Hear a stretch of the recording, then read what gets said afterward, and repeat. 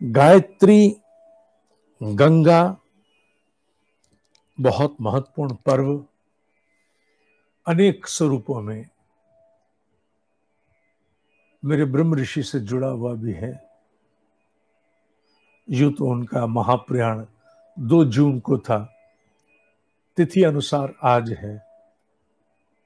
हालांकि मैं स्वयं 2 जून ही मानता हूं, पर ठीक है, तिथि भी है, महत्वपूर्ण है। गंगा पाप की वृत्ति धोने में समर्थ है। ऐसा गंगा में क्या है जो किसी अन्य जल में संभव नहीं? क्यों? नदियां तो सारी बहुत महान है, सारी बहुत पवित्र हैं। किसी नदी को किसी से कम आंका ही नहीं जा सकता, कदापि नहीं। संभव ही नहीं है कि नर्मदा, कावेरी इत्यादि को हम कहीं किसी अंश में भी कम माने, बिल्कुल नहीं। पर गंगा के साथ एक विशेष बात किस लिए है? इसलिए है क्योंकि गंगा का प्रादुर्भाव, उद्गम स्रोत हिमालय है। यूं तो हिमालय से, इस पृथ्वी के गर्भ से होकर के अनेकों नदियों को धाराएं भूगर्भ से प्राप्त होती हैं, ऐसा ज्ञानियों का मानना है। विज्ञान की स्थापना अभी हुई कि नहीं हुई मैं नहीं जानता। जिस जल के निकट बैठ करके आदि काल से, असंख्य कहना होगा, असंख्य असंख्य तपस्वियों का तप मनुष्य से ब्रह्म ऋषि तक परिणत होने की यात्रा जिनकी पूर्ण हुई हो, उनके छोड़े हुए प्रकाश के कण, प्राण के कण, भाव के कण, मंत्र की ऊर्जाएं, उनके तप की ऊर्जा जिस क्षेत्र में आच्छादित हो, वहां से प्रवाहित, जन्म लेकर प्रवाहित होने वाला जल अभिमंत्रित, अभिप्रेरित नहीं होगा तो और कौन होगा? जल में भाव को समाहित करने की क्षमता निहित है, नैसर्गिक है। और इसी जल की क्षमता को धारण करके मां गंगा अपनी पावनता को यथावत समेटे, अपने अस्तित्व को यथावत समेटे। इन नदियों के प्रवाह के साथ साथ एक बहुत बड़ा आवरण उस क्षेत्र में अपने पावनता का भी बिखेरती है। गंगा के दर्शन करते हुए उसके जल से उठकर गंगा की आत्मा के साथ जुड़ने की चेष्टा करनी चाहिए। इसी छाती में, इसी हृदय में मां गंगा की पावनता से विनती करनी चाहिए, जो तेरी पावनता है वही मेरे भीतर आ जाए। ये चर्चा और विचार करने का विषय नहीं कि मैं क्या हूं, कैसा हूं, बौना हूं, गंदा हूं, साफ हूं। मुझे नहीं सोचना, मुझे नहीं विचार करना। ओम पवित्रः पवित्रो वा सर्वावस्थां गत्योऽपि वा यह समृत पुंडरी काक्ष सब भयंतर शुचि। नारायण को कहते हैं, I don't know in what state of mind am I, do I prevail into. मुझे नहीं मालूम मैं किस अवस्था में, गंदा हूं कि नहीं हूं। मेरे भीतर अभी वासना थी, अभी तृष्णा थी, अभी ईर्ष्या थी, अभी क्रोध था, अभी लोभ, मद, मत्सर, पता नहीं क्या कुछ था। मैं नहीं जानना चाहता हूं, क्या करूं जान के। पर जिस किसी भी अवस्था में हूं, मांझ के जा मुझे, बुहार के जा मुझे, धो के जा मुझे। इसे कहते हैं गंगा की आत्मा से संसर्ग करना, गंगा की गोद में बैठना, गंगा के द्वारा पाप की वृत्ति को धो डालना। इससे कम में नहीं होता। डुबकी तो पता नहीं गंगा में और कितने जीव लगाते हैं। केवल डुबकी नहीं, भाव युक्त डुबकी तो आत्म कल्याण करेगी। भाव विहीन डुबकी, यू जस्ट बिकम वेट, गीले हो जाओगे। गीला होना है, पावन होना है, विचार तुम्हें करना होगा।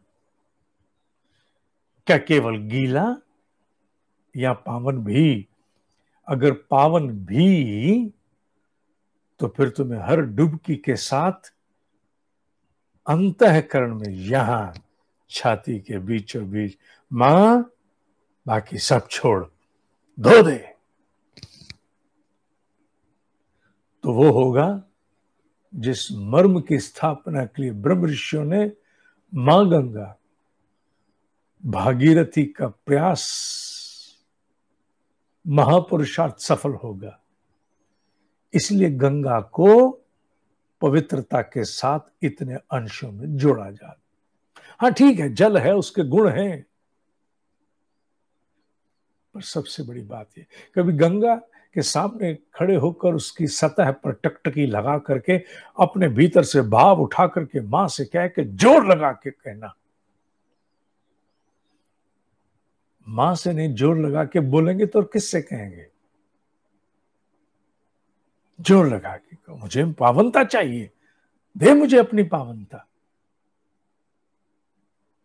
कुछ होगा, उससे कम में बात नहीं बनती है। गायत्री, थोड़ा थोड़ा बोल रहा है। गायत्री, वशिष्ठ की गायत्री, विश्वामित्र की गायत्री। वशिष्ठ कौन? जो विशेष रूप से श्रेष्ठ है, the excellence of the highest order, जो विशेष रूप से श्रेष्ठ है वो गायत्री है, जपने वाला। विश्वामित्र इस संपूर्ण विश्व के प्रति सहृदयता, समभाव रखने वाला पूरे विश्व का मित्र विश्वामित्र। गायत्री 24 अक्षरों की तरंगों में गुंफित एक मंत्र गूंथा गया, ऋषियों की उस प्राचीन भारतीय मनीषा की अद्भुत विलक्षण अकाट्य मेधा का परिणाम। जिन्होंने जान लिया कि ब्रह्मांडों की रचना का रॉ मटेरियल स्रोत 24 वाइब्रेशंस हैं, जी 24 प्रकार की अलग अलग तरंगे कंपायमान होकर के जुटती हैं, तो ये सृष्टि अदृश्यमान एवं दृश्यमान संभव होती है। अदृश्यमान एवं दृश्यमान सृष्टि संभव होती है। जो अनदेखा जगत वो और दिखने वाला जगत, दोनों का संभव होना गायत्री के द्वारा, उसकी 24 तरंगों के द्वारा है। अनदेखा जगत भी, अनदेखे जगत में कितनी शक्तियां, कितने अस्तित्व हैं, कौन जानता है? कुछ भी नहीं जानता। मनुष्य तो अपने इस भौतिक जगत की अनदेखी शक्तियों के विषय में भी नहीं जानता। Heat, electricity, magnetism, radio activity etcetera, कौन जानता है? इनमें से किसको हमने देखा? प्रभावी तो देखे। अपने इस भौतिक जगत की भौतिक शक्तियों के अनदेखे अरूप अस्तित्व को हम नहीं जान पाए, तो और ब्रह्मांड किसने देखा? तुम्हारी पृथ्वी नहीं, तुम्हारे सौर मंडल का, समूचे सौर मंडल का अस्तित्व जहां फुल स्टॉप से भी 1,00,000 गुना छोटा हो, वहां किसने देखा क्या क्या और है? उन 24 सूक्ष्म तरंगों का जो कारक है, they are the source to the entire unmanifest and the manifest dimensions, वो गायत्री है। तत् से आरंभ होकर प्रचोदयात तक जाती है। तत्, हाँ ठीक है, उसके शब्दों को अर्थ दिए गए, उसके शब्दों को भाव दिए गए ताकि बुद्धि जुड़ने की चेष्टा करे, पर वस्तुतः महत्व है उस शब्द और भाव के संयोग, the fusion of the strong observation, the intense observation that you have and the power of the word. शब्द और भाव के युग्म द्वारा जिस शक्ति का उपार्जन होता है वो है गायत्री की ऊर्जा। और हम केवल भाव तक जाएं, तत् सवितुर वरेण्यम, 5 मिनट और। तत् वह है, कोई नाम दिया, कोई नाम नहीं दिया, एक संकेत के साथ ब्रह्म को संबोधित कर दिया। वो है, वो कौन है, कैसा है, क्या नाम है, छोड़ो, बस इतना पर्याप्त है। एक उंगली उधर कर दी दिखने के लिए, वो वस्त्र तत् सवितुर। अरे कुछ तो बताओ कैसा है, कुछ तो आइडिया दो कैसा है। प्रकाश है। अच्छा, प्रकाश है। प्रकाश क्या करता है, सूर्य से ही अनुमान लगा लो ना। इसलिए सूर्य को गायत्री का इष्ट कह दिया। यह सूर्य हालांकि उस गायत्री का इष्ट नहीं है, पर क्योंकि उस अनदेखे जगत के अनजाने सूर्य को देखना संभव नहीं चर्म चक्षुओं से, इसलिए इस भौतिक जगत के प्रत्यक्ष और पालक नियामक दिखने वाले सूर्य को ही हमने गायत्री का इष्ट मान लिया। तत् सवितुर, प्रकाश है वो। वरेण्यम, अरे उसे मान लो, फटाफट एक्सेप्ट कर लो। भर्गो देवस्य धीमहि, क्योंकि प्रकाश में बड़ी क्षमताएं होती हैं। प्रकाश केवल ठीक ठीक चीजों को ठीक ठीक स्थान पर दिखाता मात्र नहीं है, प्रकाश में ऊर्जा भी होती है, हीट होती है उसमें। उसके द्वारा सोलर पावर भी जनरेट की जा सकती है, उसके द्वारा सोलर कुकर में खाना भी बना लिया जा सकता है। सूर्य की किरणों के द्वारा बड़े बड़े प्रचंड वैज्ञानिक आध्यात्मिक प्रयोग किसी काल में हुआ करते थे, उसकी रश्मियों को विखंडित कर भेद करके। अश्वमेध, अश्वमेध घोड़े की बलि नहीं थी। ब्रह्मर्षि इतने मूर्ख नहीं थे कि घोड़े की बलि देकर के शक्ति उपार्जित करें।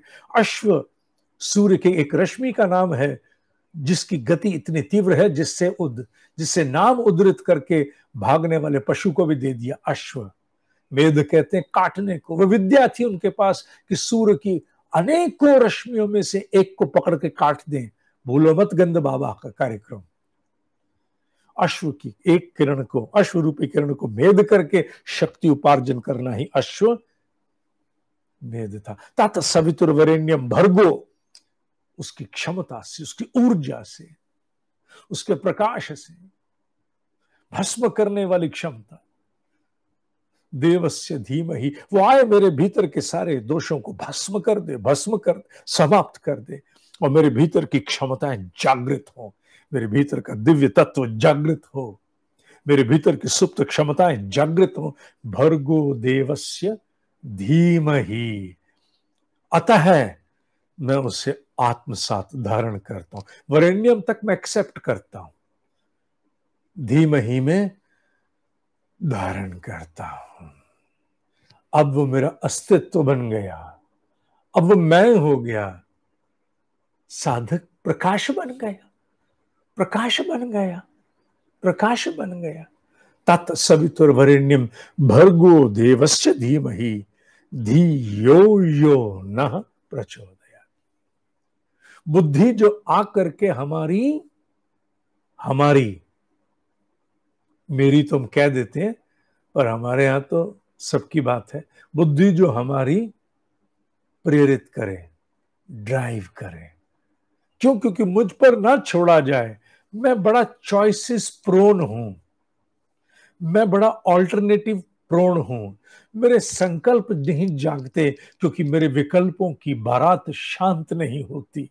मुझ में स्थिरता आती नहीं क्योंकि अस्थिर मनोवृत्ति की असंख्य विचार, लिप्साएं और भाव आके मुझे हाँक के ले जाते। इसलिए मुझ पर मत छोड़ना कृष्ण, हे केशव,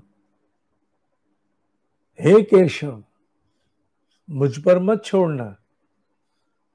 रथ संभालना तुम नहीं है। दिखने को धनुष बाण मेरे हाथ में होगा, दिखने को होगा मेरे हाथ में, पर सारथी तुम हो। मैं तुम्हें अपना ड्राइवर अपॉइंट करता हूं, नेविगेटर, ड्राइवर सब, क्योंकि हो सकता है मैं कहीं और जाने की सोचूं। मत चलने देना मेरी, बिल्कुल मत चलने देना। यही भाव है प्रचोदयात का। मुझे ठेल के ले जा। मैं चाहे ये सोचूं, अच्छा ये कर ले, हट चल इधर, मुझे मेरे आत्म उत्कर्ष की तरफ ले जा। धियो यो नः प्रचोदयात। ब्रह्म ऋषि से प्राप्त आलोक के अनुरूप ये अपनी अल्प बुद्धि से अध्यापक जो संभव था, आज के इस महत्वपूर्ण पर्व पर दिया